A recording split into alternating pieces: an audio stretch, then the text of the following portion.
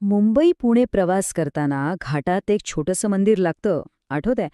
अनेक जण गाडीतूनच देवाला नमस्कार करतात, काहीतरी पैसे वगैरे फेकतात आणि पुढे निघून जातात. पण कधी विचार केलाय की त्या देवळात ज्या देवाची पूजा होते तो देव नक्की आहे तरी कोण?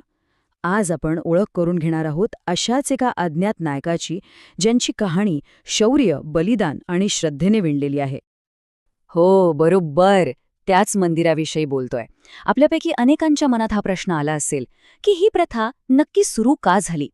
एका छोट्याशा नाण्यामागे एक खूप मोठा इतिहास दडलेला आहे, जो थेट भारताच्या स्वातंत्र्य संग्रामाशी जोडलेला आहे. चला तर मग या प्रश्नाचं उत्तर शोधूया. ही फक्त एका मंदिराची गोष्ट नाहीये. ही गोष्ट आहे एका वीराच्या बलिदानाची, ज्याने आपलं सर्वस्व पणाला लावलं पण आपला स्वाभिमान कधीच सोडला नाही. ही कहाणी आहे शिंगरोबा धनगर यांची. चला जरा इतिहासात मागे जाऊया. साधारणपणे 1853 सालची ही गोष्ट आहे. भारतात इंग्रजांचं राज्य होतं आणि व्यापारासाठी मुंबई आणि पुणे ही दोन महत्त्वाची शहरं जोडणं त्यांच्यासाठी खूप खूप गरजेचं होतं. पण या दोन शहरांमध्ये अडथळा म्हणून उभा होता तो म्हणजे सह्याद्रीचा अभेद्य खंडाळा घाट. इंग्रजांनी त्यांचे सर्वोत्तम, सगळ्यात हुशार इंजिनियर्स कामाला लावले. अनेक सर्वेक्षणं केली, पण त्यांना काही केल्या या दऱ्याखोऱ्यांमधून रस्ताच काढता येईना. मोठमोठं तंत्रज्ञान आणि इंजिनियर्स अक्षरशः हात टेकून बसले होते.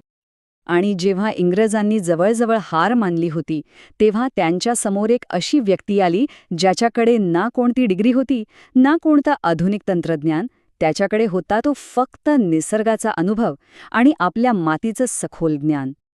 या व्यक्तीचं नाव होतं शिंगरोबा धनगर, एक स्थानिक मेंढपाळ. त्यांची ओळख म्हणजे काय तर सह्याद्रीचा प्रत्येक कडा, प्रत्येक दरी आणि प्रत्येक वाट त्यांना तोंडपाठ होती. त्यांच्यासाठी हा घाट म्हणजे जणू काही घराचं अंगणच होतं.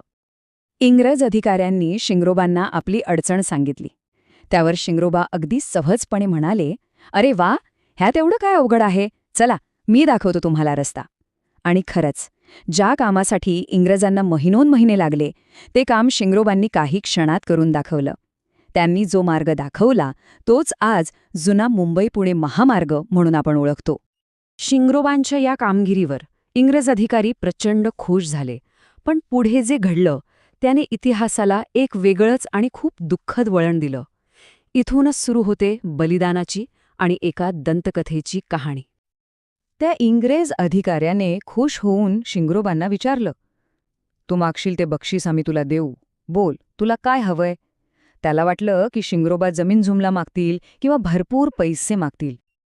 पण शिंगरोबांनी जे मागितलं ते ऐकून तो इंग्रज अधिकारी स्तब्ध झाला. ते म्हणाले, "मला काहीही नको, फक्त एकच करा, माझ्या देशातून चालते व्हा." एका सामान्य मेंढापाळाचं हे स्वाभिमानी उत्तर इंग्रजांच्या जिवारी लागलं. या एका उत्तराने इंग्रजांचा अहंकार दुखावला गेला.